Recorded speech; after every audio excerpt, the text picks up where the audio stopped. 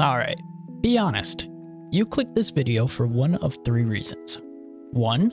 You're trying to get adept spirit and you're desperate.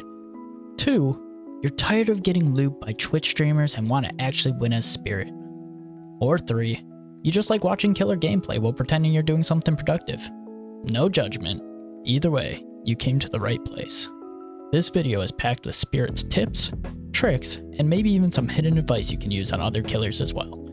So grab some popcorn, McDonald's, or whatever snack you got next to you, and let's get right into this video. Tip number 1. This is one of the more basic ones, but use your mobility strategically. I can't express how many times I've seen spirit players completely deplete their power just to get to a gen or rotate somewhere on the map. And because of that, their power ends up on cooldown, and the very moment that they actually find a survivor, they're just a 110 killer with no ability. That leads to chases being way longer than they need to be. There are a few exceptions, like if you know a gen is about to pop and you need to get there as soon as possible, or you're bouncing between both exit gates at the end game, but in general, it's almost always better to use half your power rather than draining the whole thing just to rotate. Spirit's mobility is strong, but only if you use it smart. Tip number 2. Tap your power. Spirit can have built-in wall hacks if used correctly. You can see survivors physically disappear when you tap your power. Do this to scan an area and you might possibly find a survivor trying to hide or see them from afar. This can give you a ton of information and even be a turning point in your matches. Tip number 3. The map matters. Use this knowledge to your advantage. If you know you are on a map which is harder for spirit to hear your breathing and footsteps, such as Orman, Eyrie of Crows, Toba Landing, and Larry's, use your power efficiently. Don't blindly use it while being at a disadvantage. This will only lead to you being frustrated and you will play worse. Tip number 4. Never use surround sound. This is a mistake that I made while trying to learn spirit. If you're playing spirit, or honestly any killer that relies on sound, turn off spatial surround sound. Always use stereo. Spatial or surround sound tries to simulate 3D audio, but in Dead by Daylight, it actually blurs your directional awareness. Instead of helping, it makes footsteps and breathing feel fuzzy or harder to localize, especially your left versus your right. Spirit needs pinpoint tracking. You need to know if that grunt was slightly to your left, or behind you, or to your right. Stereo gives you that clear separation. Surround muddles it. Top spirit players such as Remy all use stereo. If your sound feels vague, inconsistent, or just off, this is probably why. Go into your settings or sound software and make sure it's stereo only. Trust me, this change alone will make your tracking instantly more reliable. And yes, you might be worse at first, but as you get used to it, this will help you in the long run. Tip number 5. Turn the headphone setting off in DBD.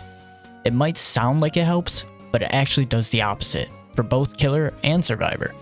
This setting blends directional audio, so sounds that should only be in your left or right ear often play in both or bounce around incorrectly. For spirit, that makes it way harder to track survivors by sound. You lose that clean left and right audio you need to follow breathing or footsteps. And for survivors, it makes it harder to tell where the killer's tear radius, phasing sound, or generator kicks are actually coming from. Turning it off gives you pure stereo, which makes directional sounds more accurate and easier to react to. Tip number 6. Mindgame with audio. Spirit has directional audio for both the survivor and spirit. While this can be a disadvantage, it can also be a huge advantage. Use your power correctly to effectively mindgame tiles. Fake going one direction so the survivor hears it, and then go the other.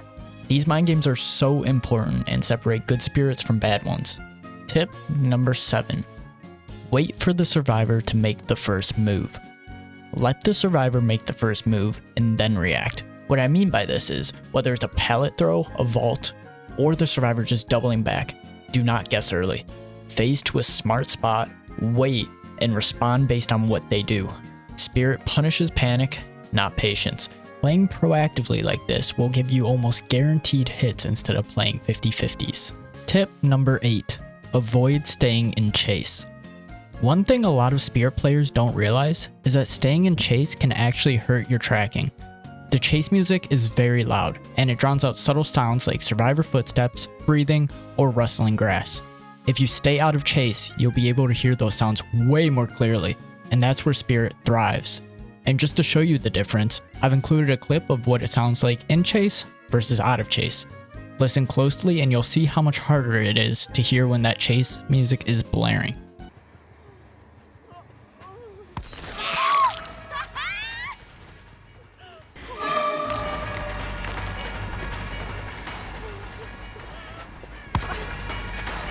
Tip number 9.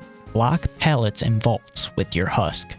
Spirit's Husk actually has collision, which means you can use it to body block survivors.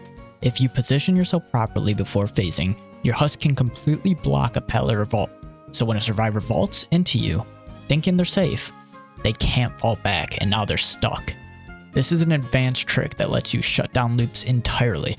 If you time it right, it's almost always guarantees a free hit. Just make sure you're confident in your placement before you phase, because when done well, this tech completely denies strong loops from survivors. My last and final tip, tip number 10, is stop using Cherry Blossom. Yeah, I know, it's a strong add-on, but if you rely on Cherry Blossom too much, it becomes a crutch. The best add-ons for Spirit, the ones that will actually help you improve, are movement speed and recharge speed, like the Rusty Flute and the Cap. Cherry Blossom gives you killer instinct during your phase, which sounds useful, but it actually teaches you to ignore Spirit's biggest strength, sound. If you want to truly master the Spirit, you need to learn what to listen for, not depend on free hits popping up like training wheels. So do yourself a favor and avoid using Cherry Blossom until you really understand Spirit's fundamentals. You'll be a way better player this way. Alright, that's going to be it for this tips and tricks video.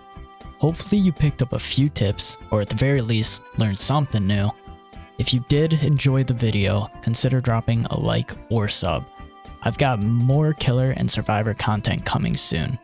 Now go phase on some survivors, block some vaults, and make them question their life choices. I'll see you guys in the next one.